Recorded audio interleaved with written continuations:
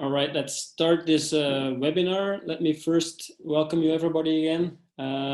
Thank you for joining this webinar from Antwerp Management School.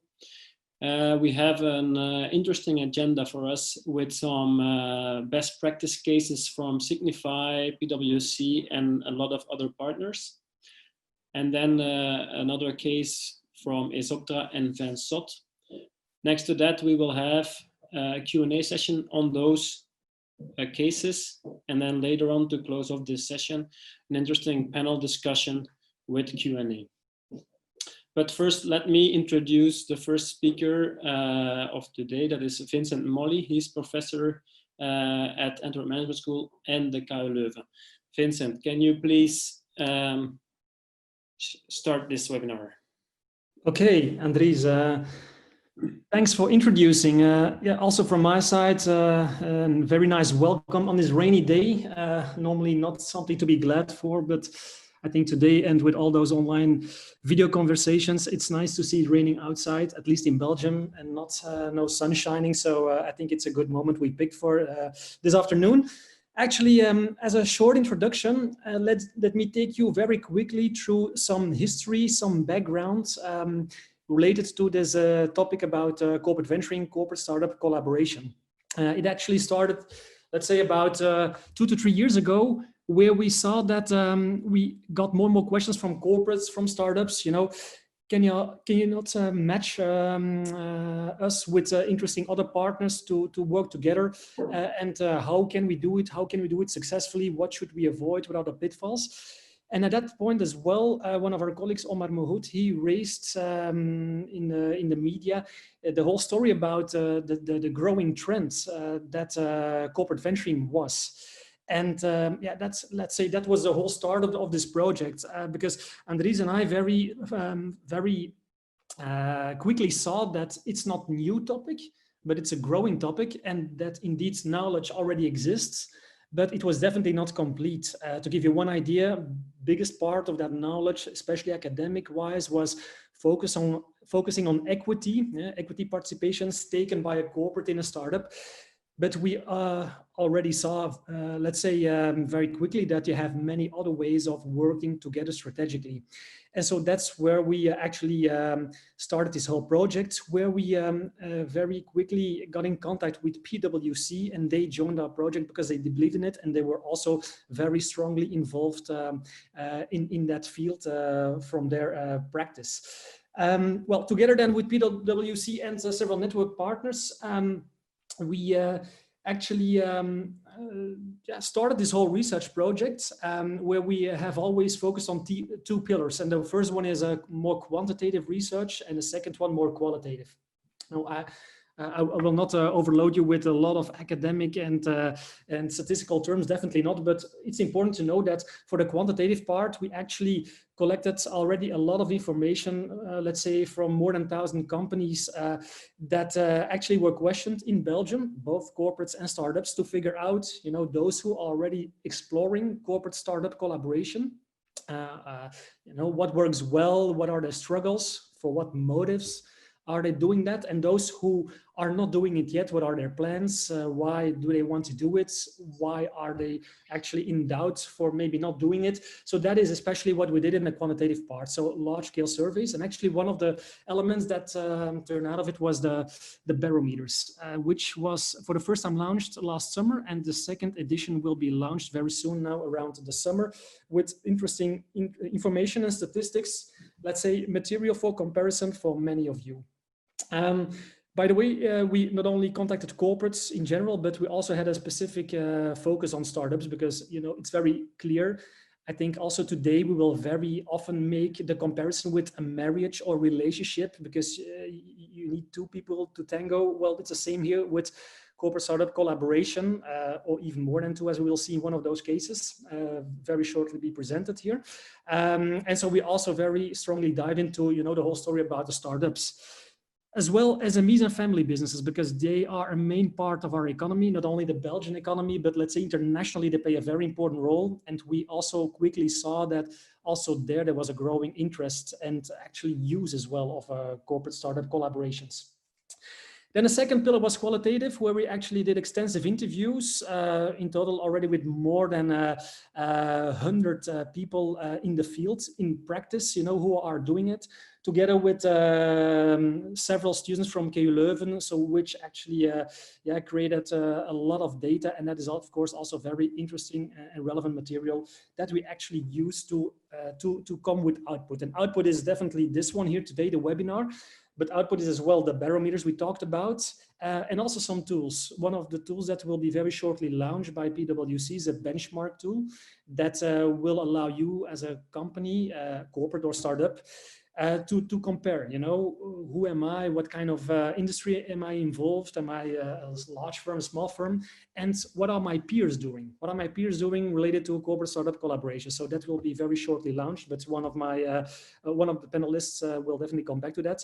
Another tool is a CV readiness scan, because if you would like to start corporate venturing or corporate startup collaboration, you need to be prepared. So what does it mean? And also that is something that we are definitely working on. And so that is the output we would like to generate together with our white papers that probably most of you have already read, in order to bring hands-on insights, to share experience, to help companies and startups, to help them out in order to successfully explore this kind of phenomenon. And by the way, if I will talk about corporate startup collaboration, I will use the abbreviation CSC, but that is indeed what we are talking about. So looking forward a lot to this webinar and to share a lot of interesting insights and solutions how to cover this successfully. Thank you, Vincent, for this introduction. It's nice to see in the meantime that we have listeners and viewers from all across Europe, from Zurich and Hamburg, all the way to Antwerp and Ham in Limburg. Let me now continue to Johan van der Straten from PwC, who will introduce us in the case of Signify. Johan, you can start. Thank you. Thank you, Andries. Thank you for the introduction, and also thank you for the invitation to share this exciting story of Signify, where we really, let's say, put the whole theory of corporate startup collaboration into practice.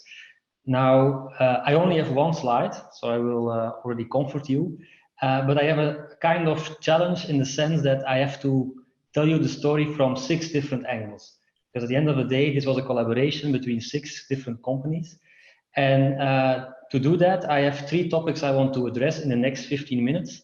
It's first of all, what is the business context from a Signify perspective? What was the drive or the need to come up with this use case? The second point, of course, is what was the role of each player and what was the contribution and how did it work? Because it's not easy to collaborate with so many different companies with different stakes. And as a third topic, I very briefly want to touch upon the link of this use case, which is pre-COVID, how it now is becoming more and more relevant, also post-COVID or in COVID situations. So that are the 3 elements I want to address. But let me start first with the business context of Signify. Now, for the people who don't know Signify, it's basically the company formerly known as Philips Lighting. So it's basically a carve out of the whole lighting business of the Royal Philips corporate. And there is a reason why that was carved out. And that is the business context in which we play. We will talk today about Signify Turnhout, which is a manufacturing area or a manufacturing site here in Belgium. And 14 years ago, when I joined Philips at that time, because I not always worked for PwC, I entered the site as an engineer with 2,600 people. 7 years later, I left the company while they were only working half of those, 1,300 people. And today, 7 years later again, they are only working 300 to 400 people. What has happened? It's not that the site is not productive, it's not competitive. It's the whole, let's say, trend in lighting where conventional technologies are replaced by LED. And you probably all are part of that trend, because now today, if you buy a lamp, it's probably an LED lamp. So what is the challenge in that market is that Signify is playing in a declining market, and has an installed footprint of assets. And they need to always adjust the workforce or the factories, and it's not only Turnhout, but also other factories across the globe, to the actual market decline. That basically gives them a lot of pressure on how can we now, the whole time, make use of best practices, new innovative solutions, to be able to right size our organization with adapting volumes. And those volumes, they drop very quickly, but Signify's strategy is, in a declining market, to be the last man standing. So basically, they are really looking how can we now be the best in everything we do. And for that, they of course look into innovative solutions, which is basically the use case that you see here. So what did we do? If you look at the pictures, on the left side, you see a person from Signify with a tablet. And you also see a view of what he is seeing on that screen. It is basically a whole digitized process where in the past they used paper flows. People had to run around in the factory to chase or to find certain parameters of certain equipment, to put it into a system, then to see that the system indicated, hey, this parameter is beyond the threshold, please go back. This was a very ad hoc activity, and it costed a lot of time. In the first step 4 years ago, together with Proceedix, which is the logo you see on the top right, and PwC, we addressed the challenge of how can we now do that more efficient by introducing the tablets. This year, in January, we took an additional step where we said, instead of doing it with a tablet, why not doing it hands-free? Because one of the challenges in this whole context, when you are in a factory and you have to wear a tablet, on the one hand, the tablet, it blocks you from doing anything with your hands. And especially in field-oriented activities, where you are operating something, like an operator or a technician, yeah, you always need to put it aside and then do the actual work, take it back. There are a lot of, let's say, practical challenges. So we looked at how can we now do that in a hands-free way. What do you need for that? You need something that doesn't require your hands. At that moment, entered LuxExcel. Iristic. Iristic is a company that manufactures the smart glasses, actually the glass that you see in the middle of the screen, and which is basically a kind of Google Glass-alike application, but then specifically designed for industrial environments. With that smart glass, you can talk to it, you can give voice instructions, but it also allows you to have the same kind of visuals as the one you see on the left-hand side on the tablet. So this technology allowed to take an additional step in how can we now do this whole process in a digital way, but you can also still interact, you can give instructions, you can do everything with your voice. Once we had that idea and we started talking, there were two other players that jumped into the use case, which is on the one hand OMC, Open Manufacturing Campus, and LuxExcel, which is a 3D print company that prints optical lenses, so glass, but then with some certain parameters or characteristics with the strength of the lens. Because what has happened, because Signify Turnhout was shrinking, they wanted to fill up the room and the environment with new manufacturing companies. Manufacturing companies that could leverage the power and the knowledge of the Signify manufacturing team. And that initiative launched, I think, 10 years ago. And they basically today already employ, I think in total, 22 or 23 new companies that are active on the same site as Signify Turnhout. And they have the goal to really be an open manufacturing campus to exchange best practices from a manufacturing perspective, but also the facilities around it. So the location, the equipment in certain circumstances, and also the services. So that is the goal of the open manufacturing campus.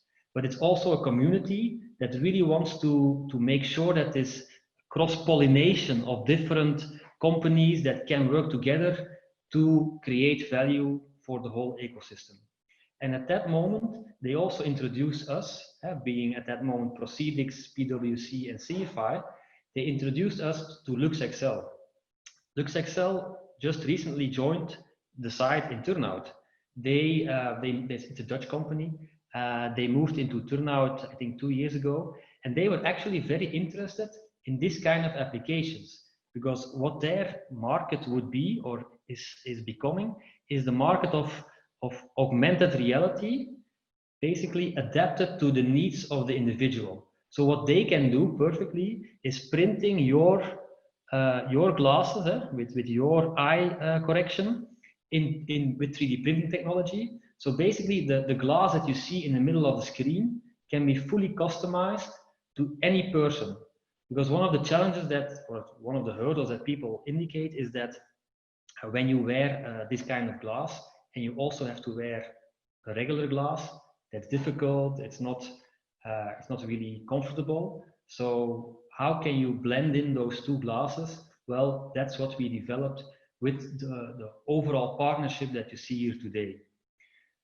So that, I think, is a different role of each company, where to really bring technology together and create something for the business, we developed a use case that you see here, where the whole process is digitized, now implemented with a smart glass, and where the benefit for Signify is that this process requires less administration time. So you basically free up time to do more added value work or to allow to right size your organization. They also have an increased speed of reaction, because the operators typically they work in shifts, and they fill in a parameter one time a day, but they don't know what happened in the course of the past 24 hours when they were not there.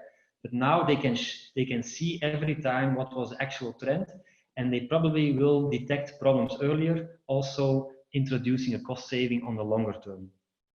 As a last point, it's also, and that's also where the role of PwC became more and more valid, is that it's allowed them also to reflect on their business model. How do they collaborate with their suppliers? Because in this use case, it is about facility maintenance, which is typically the maintenance that also works together with a lot of suppliers that, for instance, just to give an example, that are responsible for the wastewater treatment, the pressured air and such kind of things. And they have contracts where they say, we have to come on site every quarter just to be sure that the whole equipment is still in the right shape. We help Signify to challenge that statement, to say, well, we have data, we can send it to you. We even want to show you the asset, but you don't need to come every quarter to our site. We will manage. That is a whole new business model. It's also a kind of service. You use the data in the way it is, I think, very beneficial as well for Signify, but also the suppliers could reflect on how can we now indeed set up new contracts with our customers. So this is the whole area of Industry 4.0, which is a bit my passion and also my daily working environment, where we really try to find out how Industry 4.0 can create added value for everyone in the ecosystem, both from a startup perspective, because typically startups have the innovative solutions, but also from a corporate perspective, because they have the issue. They are looking for ways to always be more profitable, more productive, better quality, and really step into that new era of digital. So that's in a nutshell, I would say, the role of the different players. Now, when we started this use case, it was fully oriented towards the application of digital process instructions. What you might see in the middle of the glass is also a lens, which is, you can compare it with a GoPro system. It's just a camera. But because of its position, it is basically seeing exactly the same as what you see when you are wearing the glass. At this moment, it becomes very interesting when you talk about remote assistance. So how can you, without being in a physical location where the action is happening, how can you still provide support, expertise to people that are in the area of the action? That can be perfectly done with this kind of glass. Now, if you think about the current situation where people are blocked, are currently working from home, as probably many of you today, and you have specific expertise, and that expertise is needed somewhere else. Well, that business model typically in the past was then you have to fly there and you are expensive because you are an expert and you cannot be in two places at the same time. So it also has a lead time, etc., etc. With this kind of application, I could perfectly, suppose I'm an expert, work from home, serve different customers in different locations across the globe without moving myself, but still providing, I would not say every expertise, but 80% of the expertise that would be needed. So think about the whole setup and again, business model on the longer term on field services. Because a lot of companies today have everywhere, and you can also look at it in a national market, your telenet support officer that has to come by to solve a problem. How can you think about that in the future? Would that glass be a kind of solution? This is something where Signify is currently very much looking into because they are organized. They have a central expert team that is flying to their 28 manufacturing sites to provide support. Well, what if you could reduce the travel costs and the number of travels? It not only has an impact on your footprint, but it also has an impact on how you can organize yourself. So this is a very relevant topic. Also, the companies that are active in this field have seen in the past 2 months a very drastic increase of their business. And I think that is really, going forward, one of the elements that becomes very relevant. And I think this case shows how it starts with a small use case in one side, but how it can become relevant for the larger corporate and how it will be rolled out in the future. I think that was it from my side. I think later on we will have time for Q&A, but I hand over again to Andries to introduce the next use case. Thank you, Johan, for this insight in this interesting case with a lot of partners involved through collaboration in the ecosystem. So as Johan also already mentioned, please, if you have questions about this case or the collaboration that supported the success of this case, please revert to the chat, address all panelists and attendees, and then we can take up your questions with Johan later on.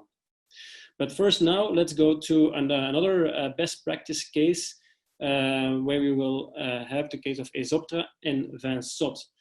Alexander Carpentier of Van Aesoptra will speak and Jonas van Hoven of Van Sot. The word is yours. The floor is yours. The virtual floor is yours. All right. Good afternoon. You can see my Yes. screen and hear me well and all that sort of repeat conversation starter that I've been doing in the past months. Good afternoon. I'm Alexander Carpentier. I'm the CEO of data tech startup Aesoptra. And I'm Jonas van Hoven, responsible for innovation at Van Sot. And we are in fact here to present a little bit our collaboration model between Van Sot, large corporate, and the startup Aesoptra. And specifically we coin it serial, or we describe it as serial corporate venturing. So just a little bit of information on Van Sot itself. Van Sot is a traditional engineering company founded in about, if I'm not mistaken, 1872. And we are being put under constant pressure as other traditional companies to further digitalize its services in order to be a sustainable business, especially when you talk about Industry 4.0. And in order to be successful, we are specifically focusing on two core assignments, which is one, the development of technological solutions to create more remote services, because at the moment we are very dependent on the hands and the expertise of our people, and you can only send a person to one particular client, right? And two, the other assignment is to digitalize our own core inspection process using mobile applications with digital checklists. We do this in order to become future-proof, as they say in the boekjes. This is sort of a Dutch phrase. But we have to acknowledge that this mission is clearly not something we can do ourselves. With this type of cavalier seul attitude. And that's why we are working with technological star players such as Isoptra. All right. To give a bit of context on what Isoptra does, we strive to make data useful. What does that mean? We believe information can and should be delivered in a simple, cost-efficient way. Now, as any self-respecting startup in 2020, you need to have a platform. So we have a platform for that. It's called Zaza.rocks. We call it data logistics. It's engaging with users to give them the right information at the right time, in the right format, on the right device. Now, that device is typically the smartphone, which has a built-in QR code scanner. And we love QR codes because they're a very easy way to bridge the physical and the digital world. Look at our QR codes, our Zaza codes, as three-dimensional. You can link the journey of a unique product to the experience of a unique customer. And Zaza stands for zero app, zero account, and you're going to hear that come back throughout the presentation. Now, when our paths crossed with Van Sot in 2018, we've just finished our first version of the platform, ready to test on the market, and we were actively hunting for that first important paying customer. The first case that we collaborated on together is transparency as a service. The Agri and Food Division, which is a subdivision of Van Sot, safeguards the quality number of food chains of Carrefour, like meat, right? Which is a challenge because on the one hand side, you have increasingly more demanding customers who care about the origin of their meat, and you have declining consumer trust because of fraud and scandals in the sector, meaning declining sales. So to restore faith, Carrefour, Belgium, asked Van Sot to come up with a dynamic blockchain solution for the Port d'Antin food chain. Port d'Antin, you should position it as sort of upscale pork meat. Now, there wasn't a lot of time and specs. Solution needed to be delivered within 1 month because there was a yearly food fair in Libramont, the reference in the industry. So the approach needed to be targeted and pragmatic. And firstly, food chain was analyzed for available data in the existing systems.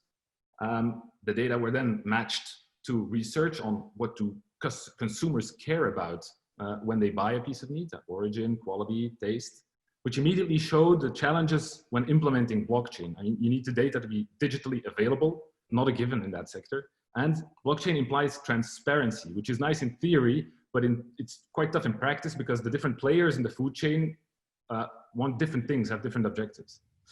So via Isoptra got introduced to Van Sot, and in a couple of days, it became clear how to match the parameters, which parameters to use to prototype it, to showcase at the fair. And so the result you can see here in the image, you can even scan the QR code to see it for yourself. Back to you, Jonas. Now, of course, when you talk about blockchain and a transparency solution or a traceability solution, it all comes down to the love, as we say, right? What is in it for us and our clients. And there are three main elements directly linked to this particular transparency solution. One of it is the reduced risk on food crisis, as transparency throughout the food chain, in fact, leads to more accountability of each actor involved, as well as better data integrity. And for instance, just to give you an example, the quality of the data has been significantly improved since actors within the food chain are to a certain extent more cautious, maybe afraid to lock their data on the blockchain. The second main element that can be seen as a main benefit are efficiency gains. I always take the example of back in time when IBM started years ago with Walmart to track a mango, a piece of fruit. You put it on the table, you ask yourself, where does this piece of fruit come from? It took them days. Now, this is something that is, of course, we talk about here on Port d'Antin, a smaller food chain, but it's still takes you hours to, in fact, before the solution, in fact, takes you hours to find the everyone or where this piece of meat came from. So with this traceability solution, it's just with a push of a button, Control F, as we say, right? And you have the whole stream of data going back to the different actors that have been involved in treating this particular piece of meat. And thirdly, it is the first live blockchain traceability solution ever in Belgium in the food industry. And it has been central to the Act for Food campaign of Carrefour, as well as our own marketing campaigns. So our market visibility has, of course, increased due to this amazing project. Now, why was this in fact a success from a corporate venturing perspective, right? And again, there are three main reasons for this. First off, there were some very strict deadlines. As Alexander already mentioned, 1 month to develop something completely new. So we both had to take a risk, right? We had to jump into the pool without any protection. This was very tricky at Van Sot because we had quite some negative experiences with various IT projects before. We had no alternative solution to cater to the need of our client. And at the same time, we were pressured, in fact, to depend on a startup that hasn't proven itself before. But, and on their end, Isoptra was striving to prove their worth, and they started, in fact, to develop the prototype without any formal contract. So I repeat, they started by themselves developing a prototype without any formal contract between ourselves, so Van Sot and Isoptra.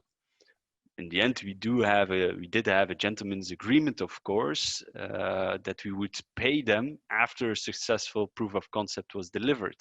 So we really went on building this trust relationship and taking a big risk, especially Isoptra, because there was no contract whatsoever. Second reason why this was a success is that we dedicated a project team to it with enough senior management buy-in. You have quite some management involved, but you need to have the sponsorship and have a champion within, let's say, the board of directors and the executive committee, of course, in order to keep on investing in it. And thirdly, the lean minimal viable product approach. First MVP has been delivered, if I'm not mistaken, Alexander, after about 2 weeks, which led finally to a working proof of concept. Also a successful demo session on the biggest fair in Belgium in the agri and food industry was a result of this particular MVP approach. And that has finally led, of course, to the development of a final product, which has been launched during New Year's Eve, in fact, 2018, which was a very interesting period, of course, always. Now, all in all, this success proved the value proposition of Isoptra for us, right? The faster, cheaper, simpler principle, and it's just data approach. And based on that success, it was in fact an easy step forward towards more and bigger projects between the both of us. So what you can see here on the slide is that we, in fact, after they have proven themselves to be a digital accelerator for corporates such as ours, we started to co-create a key project called Digitax, whereby we aimed to create digital twins of assets. And this solution is a complete new way of working for our inspectors, right? And it has been co-created with clients. And even with a structured benchmarking analysis, because we still had to follow the formal procurement process, we compared them with players such as Delaware, Hilti, and others. They quickly stood out due to their pragmatic approach and their it's just data mindset. More precisely, Digitax is a product where we are able to share all types of data relating to one single asset through the use of QR codes. This is again resembling what Alexander said of we love QR codes. And of course, later our RFID tags in itself. In other words, we created digital fingerprints for assets. It has been developed from scratch in a record time as we use the platform of Isoptra. And the solution has a direct impact on clients to the extent that they can gain easily hundreds to 1,000 hours each year. Hundreds to 1,000 hours each year. And finally, it also it has already increased the safety reputation of certain clients due to the transparency and the ease of data sharing. Currently, we are rolling this out to a various set of clients where we tag hundreds to thousands assets, in fact. As well, it has been recognized by the government as a new standard within our own industry of testing, inspection, and certification.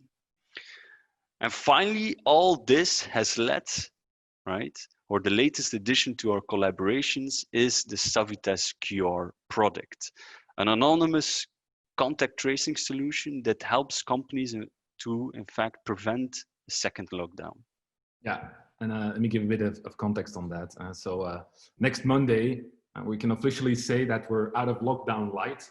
The tone around is pretty clear. Never again, no more lockdown, because our economy and our social well-being can't take that kind of hit anymore. So, but with the vaccine still out for a year, are we practically going to do this? Because nobody knows. And so if you take a look at countries that manage to get the virus under control, they typically do 5 best practices: protection and hygiene, broad testing, isolation, mouth masks, and intensive contact tracing. And so zooming in on the last one, everybody has heard the term, I'm sure, and it's been all over the news, but why is it so important? Let me repeat, 40 to 50% of the transmissions happen by people who don't have any symptoms yet, right? So to stop the virus from spreading, you need to notify those people and tell them when they're at risk, not for themselves, but also for their environment. Now you have typically 2 big ways that are considered to do contact tracing. You have the 100% manual contact tracing centers. That's what Belgium is doing now. They're calling up infected people, asking them with who they've been in contact.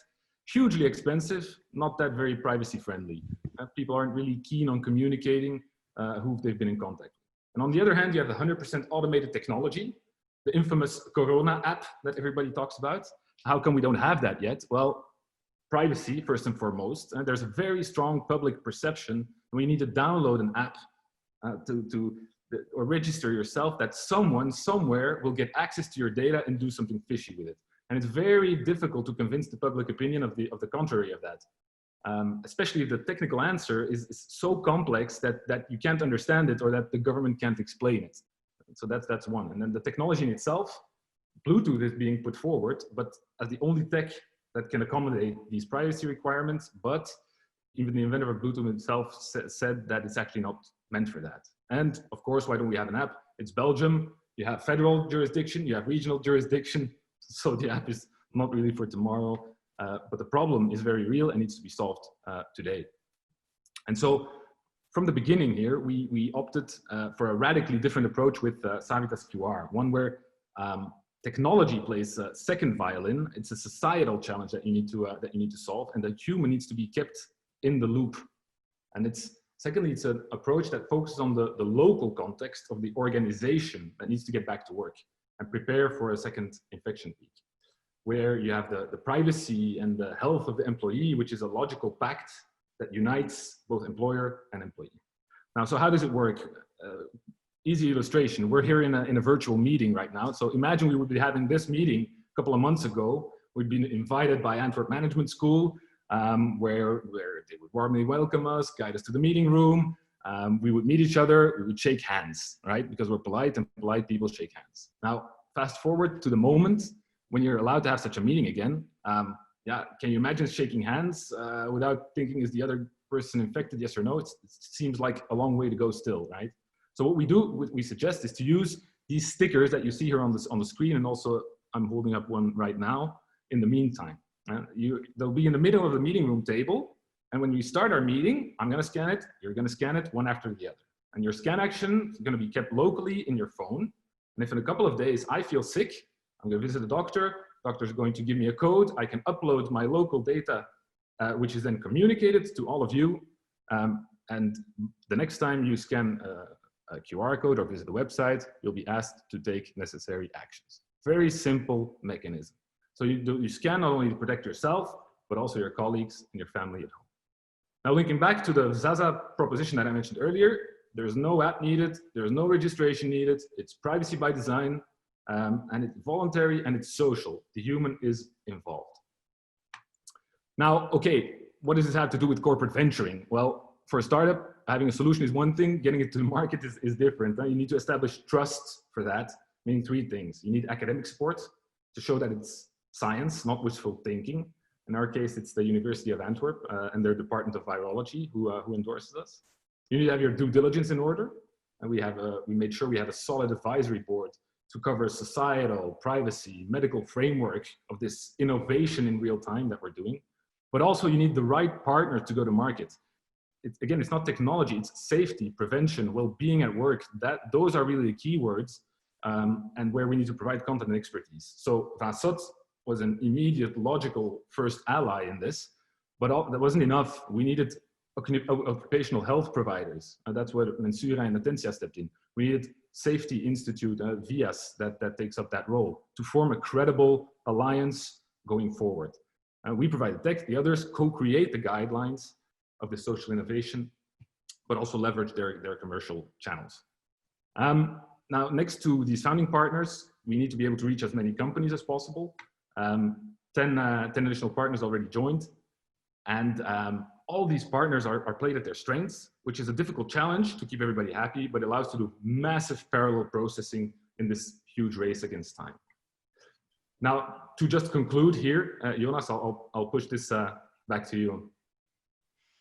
So when we are zooming back in on the collaboration between Isoptra and Van Sot, every story of collaboration, we have to be honest here, between parties is one of ups and downs. And we had a multifold of discussions on intellectual property, exclusivity, inexperience with software as a service and platform as a service models that has taken away a lot of our sleep, basically. And on top of that, our activities between Isoptra and Van Sot are not at all linked to each other. But then again, we were able to build a bridge of trust between us. How did we do it? And this building of a bridge it's based on three pillars.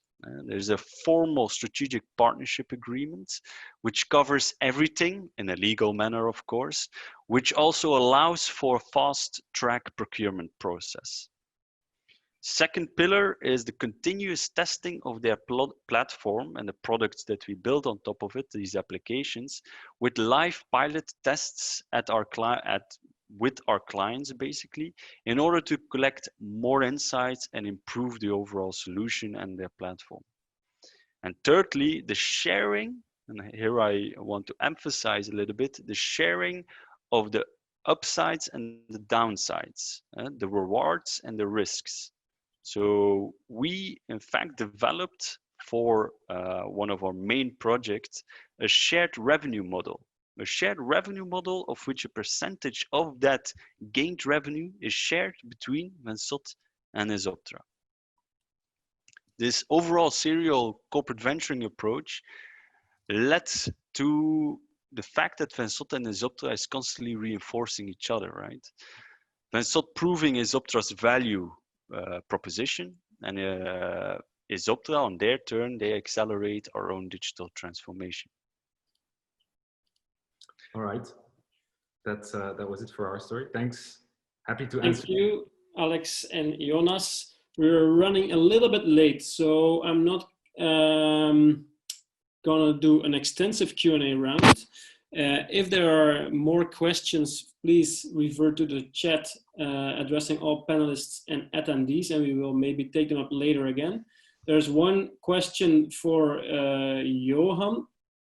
Johan, managing multiple parties is a challenge, I can assume. Maybe the extensive ecosystem of Isoptra is also something that they experienced. But especially for Johan, was there a natural leader? Was there a formalization of the collaboration from the start? And how did they decide on the financial risks, the investments, and the decision making? Can you elaborate on that, Johan? Okay, it was going to be a short question. Short question rounds. Okay. No, just several elements. If you look at the use case, I think it was a kind of natural flow that the different parties got together, and I think none of us really shared a kind of overlap. It was really everybody had its own solution, and if you put them together, the solution becomes better, but it would not block the other one from not being able to provide a full offer. So I think that was one of the things that made it more easy. A second point is how did we manage? I think if you look at the current composition of the team, the fact that we had, let's say, technology on the one hand, corporate on the other hand, and a kind of linking bridge in this collaboration, it was PwC that played that role to really make sure that it was not technology for the sake of technology, but it was technology that really was oriented towards solving a business issue. And all of us, by working together, could offer more to the client than what we could have done individually. The financial part, I think what we did from the beginning is make it very concrete. What is our modus operandi? What is the role of each individual or each party? And how will we arrange it? So I think it was also, it was not only a financial agreement, but you could call it a gentleman's agreement to really say, this is what we think is important for all of us. There was also a portion of investment. And we just, let's say, said, this is the financial part. This is what we expect as a deliverable. If you don't get there with the financial part, it's your responsibility to still get to the endpoint. So I think that's in a nutshell, the different elements that I can add on the question. But of course, there's a lot more complexity, but that would be. Thank you, Johan. So I hear a common goal, and to summarize, a common goal and transparency, clarifying early on what the goals are. Maybe one question for the Esoptra Van Sot case, and then we're gonna start the panel discussion. It's a question from Simon van Hoeken. With the shared revenue model, how do you follow up the results to translate into shared revenue? Alex or Jonas, could you elaborate on this question? Quickly, very easy. There's a reconciliation of all the results at the end of the year. So we do have our own invoicing processes where we, in fact, the billing and the invoices go through one party, in this case us, and then we share those results at the end of the year. We reconcile everything and then do the split, because if you do it on a monthly or weekly basis, it's going to just put more overhead to our billing services, of course. And it depends on the use case. For Digitex, it's done that way. For the Savitas case, it goes through us. Yeah, so exactly. So one time it goes through the startup, the other time through the corporate, in function of what works best for the use case. Practically, it's based on who does the billing, right? In the end. But then it is also you have to. There should be enough trust that there's no manipulation, of course. Yeah, indeed. Okay, thank you for this short Q&A round, guys. Stay in the call for maybe questions later on.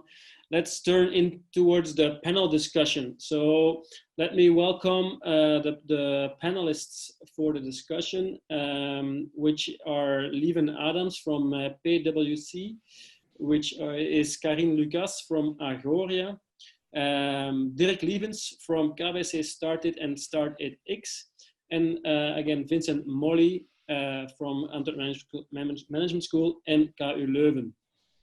Let me first linking to the Esoptra case and the Savitas live example. Question maybe for Dirk to start. The COVID-19 crisis showed that it is incredibly important for companies to be agile and to make swift switches. Did you experience examples of these cases recently? Yes, a lot actually. So a lot of startups are switching very fast, very quickly, reacting on the crisis. We saw a lot of startups, especially depending on which sector they are, that were able to make an opportunity out of the COVID crisis. If you look at in startups in general, around 15% are growing a lot, 30% are doing the same, but also, and that's the negative, so 50% of startups are doing bad. On the corporate level, we see a lot of corporates learning how to be agile as a startup, especially the sectors who are in the middle of the storm. A lot of hospitals, schools, the retailers, and so on showed a lot of agility, and there were a lot of initiatives where they worked together with startups to have a better proposition towards patients, towards their customers. We have concrete examples, Dirk? Concrete examples, City Cubes, for instance, working together with Deleuze, an event organizer actually that turned himself towards events. They all got, they are all stopped. The event organizers, they have their business was completely down, so that they turned their business into putting tents and putting a whole structure on the entrance of the Deleuze's. And they're putting the infrastructure over there. And both parties agree to it, Deleuze and City Cubes, and it's a complete new business model, which was being set up in, I think, 2 weeks. Interesting. Lieven, can you elaborate on this question as well? Yeah, so what you've seen with COVID, where before COVID, everybody talked about at the corporates value creation, we all of a sudden came in another phase. And what we've seen in the first phase, a lot of corporates were concerned about value leakage. And it was seeing how can we make sure that our cash flows are under control. They were looking for the measures that the government took in place, temporary unemployment and so on. That phase goes now gradually in what we call value preservation. And we see now that in that phase that the corporates are looking, how can we operationally be more efficient? They're looking at their fixed cost and so on. And that is already a factor where timing has already been mentioned by several parties, short timing, cost savings that are possible, efficiencies, where certainly startups becomes interesting for, let's call it corporates that have complex structures or need a lot of time. Now, we will go then afterwards again in a value creation phase, where they will look how we can strategically in the new normal, being competitive and certain have seen, think for instance at Marks and Spencer, who set up a model with Deliveroo. They were not in the fast distribution of online sales, and they had to do that in a couple of weeks. So we've seen, due to COVID, some interesting models coming up where the corporates have seen that, maybe they don't have enough force to do it themselves, and where corporate venturing, for me, and we've seen it in practice also, becomes an interesting model, taking also into account, and that's a large word these days, globalization. Should we not do more local? Think about the masks. There were not enough masks, and they had to come from China. So also there, I think interesting models between corporates and startups can grow. Thank you, Lieven. You mentioned that there should be or could be successful cases. The two cases that we saw explained are also really successful cases. Maybe a question for Karin. What would you say would be the key characteristics for corporates in a successful CSC? Well, there's a number of them. I think a number of them are already mentioned. First, I would say that you have in the corporate a dedicated team that has enough management buy-in, because a large part of making this kind of cooperation work is that you really have to change, and that's one of the things that startups, scale-ups can help corporates make the switch from working for being more agile and working more this MVP model in short cycles where you push things outside, you get feedback, and then you make a next version.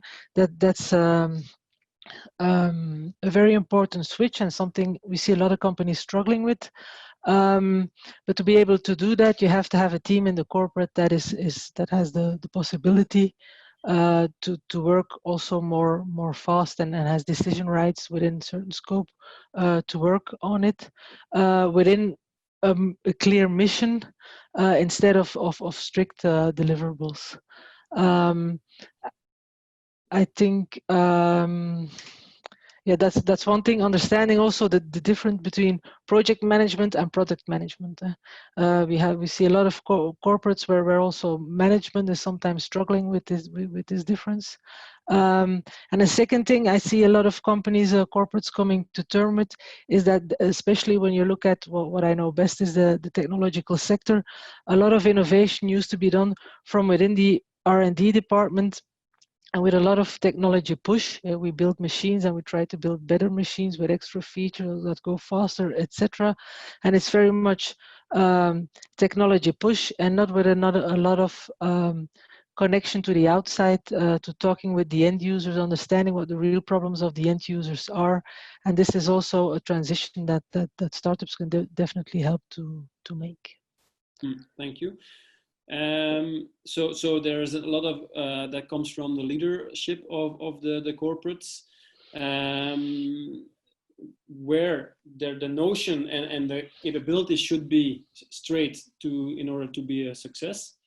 Maybe take one question from the audience.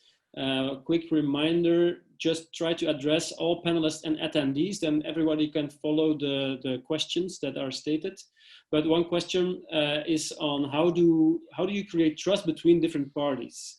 And so trust issue, as we saw in the Savita's case as well, even starting without a formal contract, just a gentleman's agreement. What will be good practices in the trust building? I don't know which of the panelists wants to take this question. Well, I think the case of Isoptra and Van Sot is, I think, quite exceptional. I don't know a lot of cases that started that quickly in that way, but I do think start smaller. Start with certain projects and then build up that trust. It won't come from one day or the other, and both sides trying to understand what are the needs and the possibilities of the other side. So start small, build trust bit by bit. Yep. Maybe I want to add also, I think it's very important that C-level is involved. To build trust, that C-level in the corporate is involved, and that you're not only dealing with innovation managers. There should be a clear pain also at business level. So the bigger the pain, probably also the bigger the efforts they will make, they will put into this. And we also see that depending on the corporate, if it's his core business or non-core business, it's difficult. It's more easier to work together and to have the trust working on an innovation in the non-core business than in the core business of the corporate. Because in the non-core is being seen as less competitive, and there the risk, because the risk is still there. That's why the trust issues, that a corporate can copy what the startup is doing. The risk is smaller in the non-core business than if it's real core business. Okay. Levi, you want to add to that? Yeah, maybe what we've seen over the period we worked with corporate startup relationships is that in fact there were three main partners why it didn't work, and it comes back then. The three elements are coming back to trust. First is unbalanced power. I would say if you go to speak to a corporate, go with a team of 4 or 5 people and showing, wow, we are the corporate, we are the strong, and yeah, you are the small one. Now, that way you will not create trust. So unbalanced power, and yeah, it has already been said, dedicated teams and small teams, quite important to create that trust. Secondly, a reason that we say of failures is organizational mismatch. In all those corporates, you have Mr. X, you have to go for that approval, Mr. Y or Mrs. Y for another approval. So quite heavy processes. If you will also, if you invest in a startup and you will also put all these processes, risk management, to this startup, well, you will destroy the entrepreneurial spirit of it. So organizational mismatch. And the last one is, it brings it all together, is cultural fit. For a startup, speed is of essence. And a corporate has to understand that it's speed. While in a corporate, it's more structure and risk mitigation. Well, that's not what you need in a startup. And that's also what we have seen in the beginning. Taking majority equity stakes, for instance, immediately in a startup would not be the advice I'm still giving now to a corporate to do that. Start small, start with a partnership. There have been examples here today. Start with a small stake, with a loan, and see what you can have from, or what you can learn from each other. Okay, thank you. Maybe to add on that, from a practical perspective, in the end, trust is something built between individuals, and that ties directly into, because we're doing business. We can say whatever we want. Even if you're a corporate or a startup, it's all about the love, as I mentioned. So it's about knowing each other's KPIs. What's the ambition, right? How do you survive? How do I survive? And yes, you need to have senior management buy-in, but people can be replaced in the end. So it all comes down to these KPIs and the outputs. And we do that through internal comms. We have a nice project, whether or not that's a success. We already say, here is an experiment. It shows what we are doing, what we are experimenting on, and it's spreading, in fact, internally to all stakeholders, not just senior management, but on all layers. Like, hey guys, we as a corporate, we are on the road to digitalize our services, whether it's core or non-core. Again, just to add to the elements that already has been mentioned. So I think we heard a lot of interesting insights on this trust building. Vincent, maybe a question for you, because we hear a lot of corporates. Is CVSC, corporate venturing, only reserved for the bigger multinational, bigger corporates in this world, or is it also something that SMEs can consider?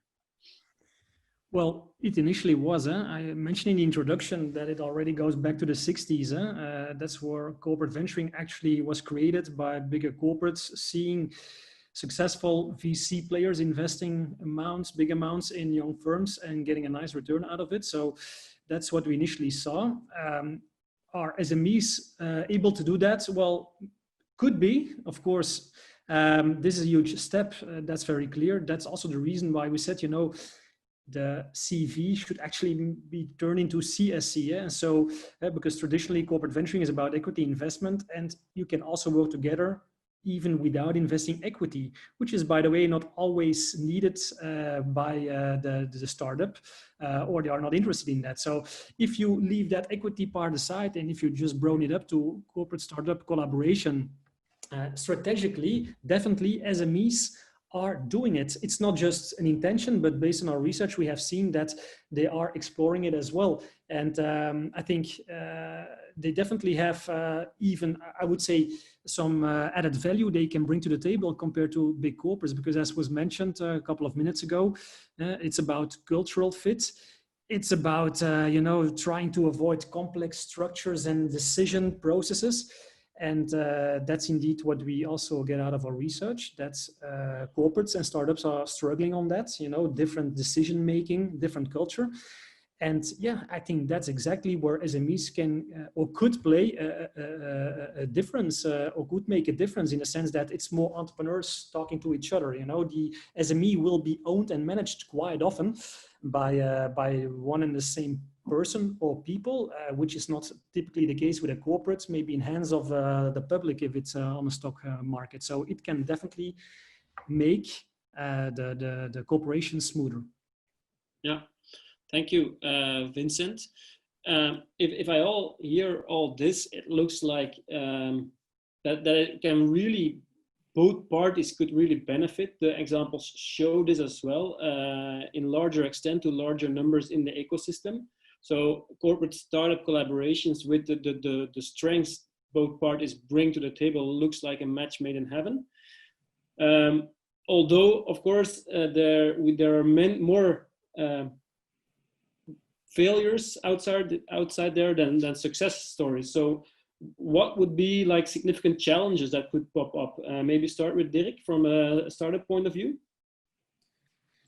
I think a lot of them were already like touch based upon. It's like challenges on that the corporate after a pilot tries to copy the value proposition that was put in place. There's also like that they don't put resources against it, so that they are actually very much looking to the startup but not putting their own resources in place.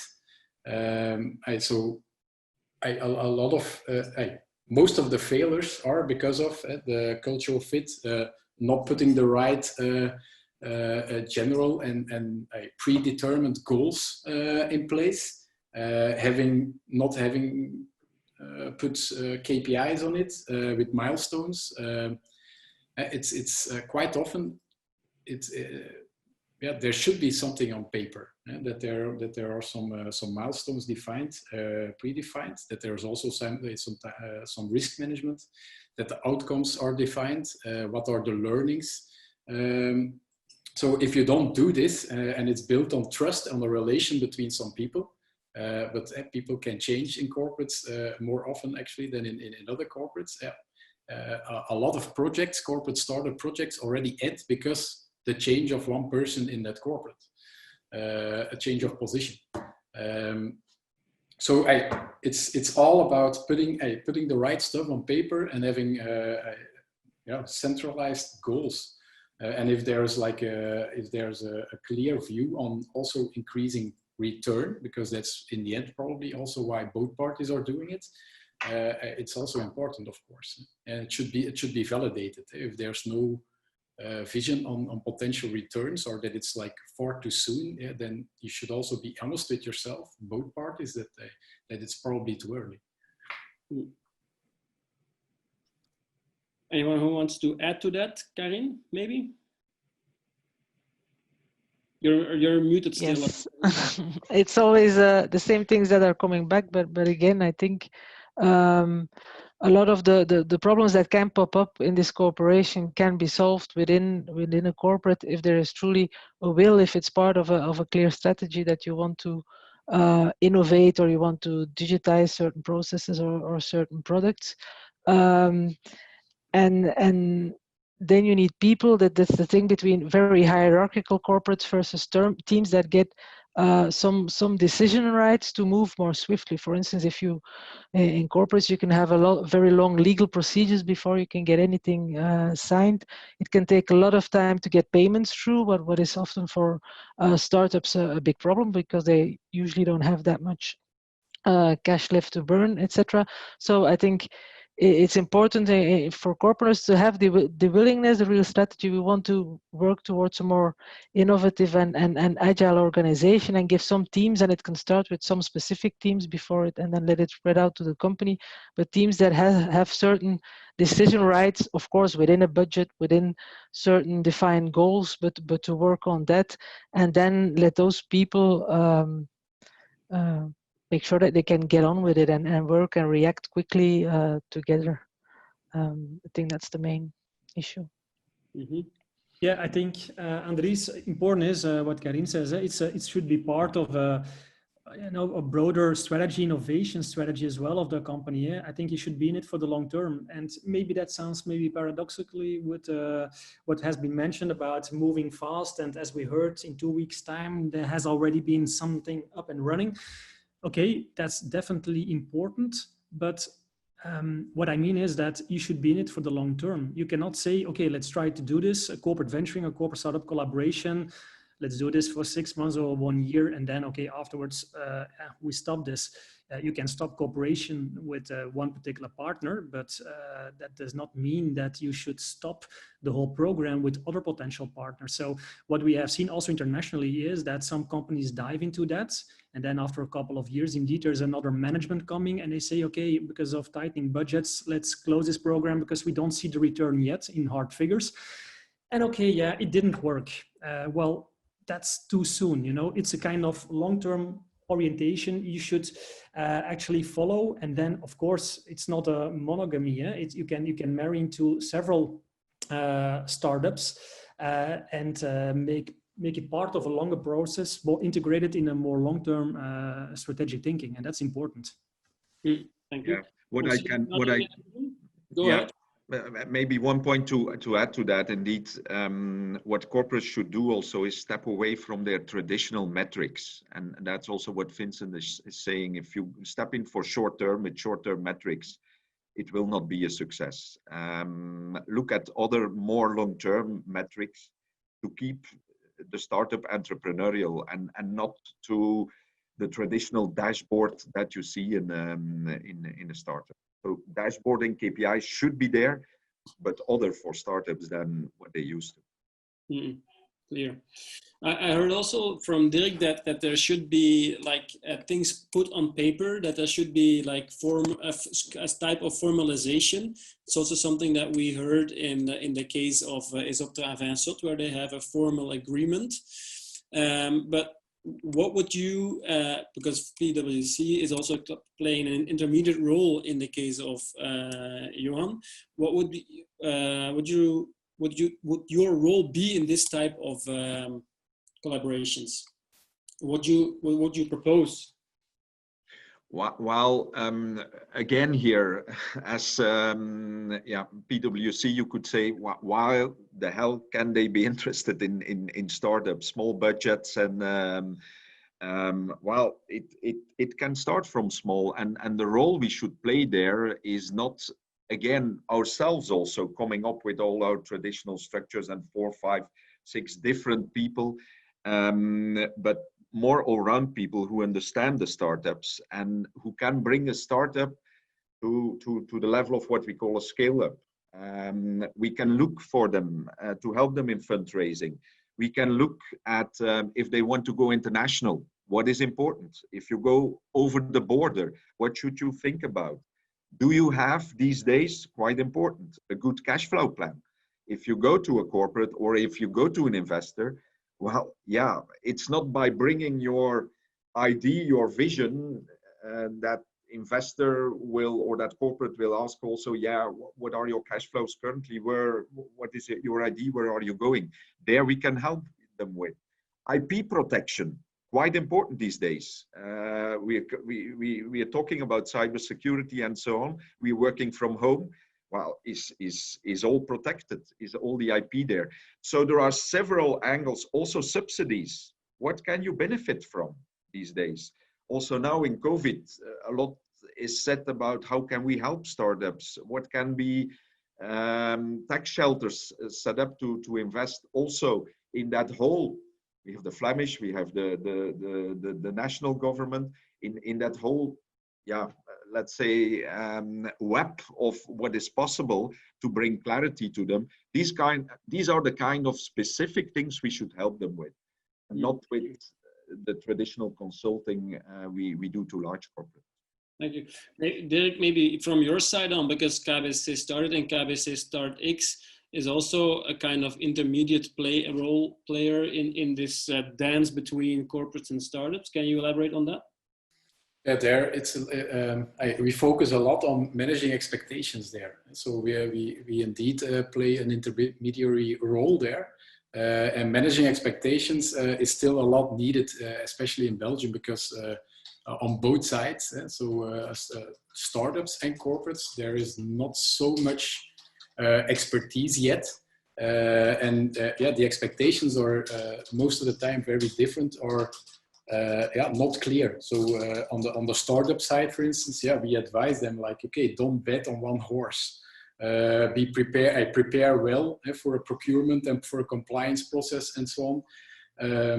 take into account that 4 months negotiating with the corporate is almost nothing for a corporate. So, and 4 months for a startup is a lot of time. So that there's like an imbalance between time management sometimes. So we coach them on that side, and also on the corporate, we do the same. Like, it's better that the corporate gets the advice that they have to like separate the pilots and the sandbox environment where they can go fast and agile from the normal project management which is in place in these big corporates, and that they have that it's good for them to think about and to set up like procurement processes which are different for both types of pilots versus projects.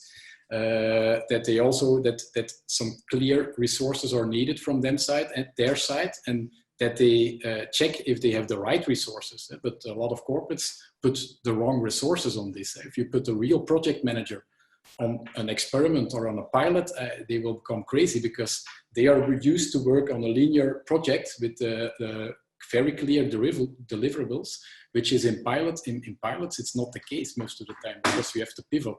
So those type of managing of expectations on both sides, that's what we have to do there. Otherwise, the dancing is not going to the right direction most of the time. And in hearing this, it actually is more an outside innovation perspective than just managing projects, of course, because if you're innovating in a company, it's the same thing. You don't know what to expect. Failure is learning, etc. So, and it's also in the long term. So I think there the link towards innovation is really strong.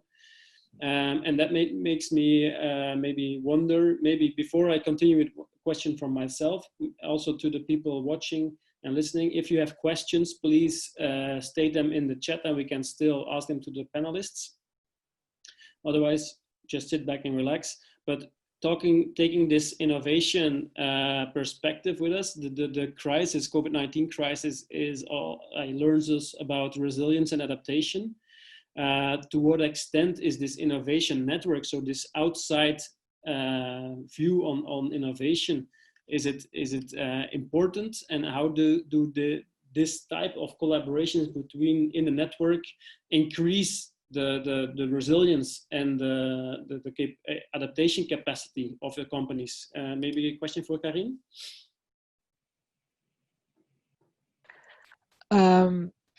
Yes, I think as we said, it's all about speed. It was actually amazing to see we also at Agoria, we have this, we keep the list of all the new products and services that have been developed by our member companies within COVID, and it was really amazing. After four to 6 weeks after the lockdown, the first products started to come, and the list keeps getting longer. And I think the main thing is, and it always comes back, it's corporate venturing here, but it's the basics of innovation and open innovation, and it's working together with partnerships. And there's this law I like, Joy's law says, no matter who you are, most of the smartest people are working for someone else. So even if you're Apple or Google, that is the case. And that's really something that I have seen evolve in the last couple of years. I think most of our larger companies are now really aware of that, where I've had some CTO of one of our largest member companies telling me, like 3 years ago, if you would have talked to me, I would have said, we are this big company, we can do everything ourselves. But now we understand that's no longer possible, because we can never have the speed, because technology is also evolving this fast, that it's no longer possible to have this all within your company. So that's why, like the case Vincent et Zoptra, they went to Zoptra for really specific expertise.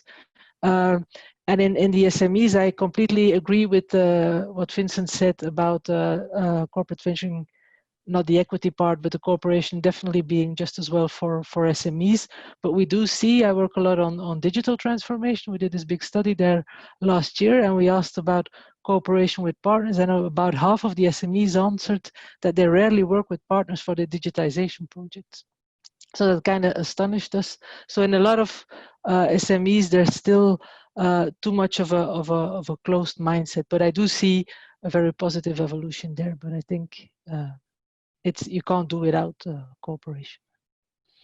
Maybe to add on this, on this COVID-19, we already had like some very nice digital events on stimulating networking, like Veerkracht, the Big Bounce, and a couple of other initiatives.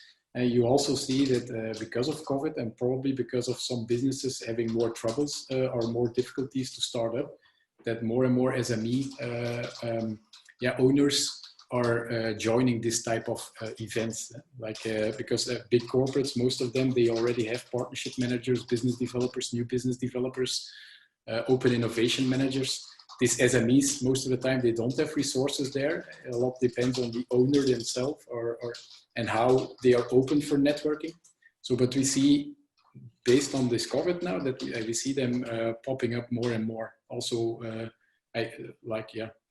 looking into the opportunities of networking, because if you're on your own, it's very hard. That's what they say, right? If you want to go fast, go alone. But if you want to go far, go together. Maybe because we watching at the time, we are nearly at our end. Maybe Vincent, some final thoughts on corporate venturing collaboration from your side? Well, Andries, I think I heard several interesting elements that are indeed quite often recurring. You know, I think one of the main elements that I think Jonas brought forward is it's business, but it's people's business. You are talking about interactions between people, and besides the business logic, you should also take into account the personal match. Because that will definitely contribute to the trust that we also discussed. I think transparency will also contribute to that. One of the things that was maybe not really directly mentioned is listening very well, because if you are there in those negotiations and you're only there for your own stake, and you don't listen carefully, what are the needs, what are the expectations of the other side, that will make a big difference between, you know, a deal that will work out or not. So that's extremely important as well.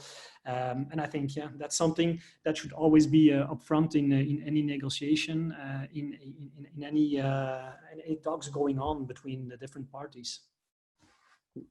Thank you, Vincent. Maybe Lieven, some final thoughts from your side? Well, as I touched upon, if this should be a success, I think COVID, it has been referred to several times, is for me an eye-opener also for a lot of corporates in the innovation space. A last example I will give, a construction sector. In the construction sector, it was one of the less or the least innovative sectors that had ever been. Even companies like Willy Naessens, who did an investment now in a startup to learn more about concrete. Nobody would have thought about that. So it's an interesting time, a lot of opportunities, but corporates will also have to understand that structures, leaderships, cultural fit of startups are different. If they do that, it can be under whatever form, equity or non-equity, quite a success. We have on last call, we have a question from Kerim, all the way from Turkey, Istanbul, an alumni of AMS, just asking, and maybe that's an interesting question towards the panelists. Like, what is the willingness to collaborate with foreign startups or foreign suppliers in these corporate startup collaborations? Do you have experience with that? I think maybe we see more and more startups, especially scale-ups, that go international, that are trying to connect with local businesses. We started now also, we are starting up a new service line towards international startups that seek connection with the Benelux. And there's a huge opportunity because more and more these type of questions come in of Russian, Asian, and so on. Scale-ups from everywhere trying to connect and trying to come to the Benelux, for instance. So I think they're also, it's a growing. market. Yeah, you see the market growing, demand growing from startup scale-ups. What is the perspective of the corporates? Maybe Karin, do you have insights on that? I'm trying to think of corporate venturing cases that I know where they work with international startup scale-ups. Of course, there are cooperation with international service providers, but I think to really build this trust and to work together, and especially if it's the first time that you work in such a cooperation, the most cases on success I saw were more local cooperations. But maybe in this time where we're all getting used to more and more interaction offline, it doesn't really matter anymore if we're both in Brussels or somewhere else. But from a corporate point of view, I see it as part of a learning journey, a transformation journey towards more open innovation, etc. I don't know a lot of good examples, but maybe there are some. Maybe this can be a good evolution of the COVID-19 crisis, where this online meeting is a door that opens towards more international collaboration on that part as well. All right, so thank you. Let me close off this very interesting session to my humble experience by saying thank you to Lieven, Karin, Dirk, and Vincent, and of course from our cases side as well, Alexander and Jonas and Johan. Thank you very much for participating. Only lets me to highlight the white papers that we have written so far about our research, which you can find on our website of AMS. And also I would like to give you already a sneak preview of what is coming. Namely, there is a second barometer coming. So we are doing this research, we do a quantitative study as well, and we use this barometer to measure the temperature of corporate venturing in Belgium. So the second one is coming up. And another thing that is coming up is a very interesting podcasts that we will create with our partner PwC. So stay tuned for more corporate venturing content. For now, thank you for watching. You will receive an email with the recording of this webinar together with some interesting links. Thank you very much and goodbye for now.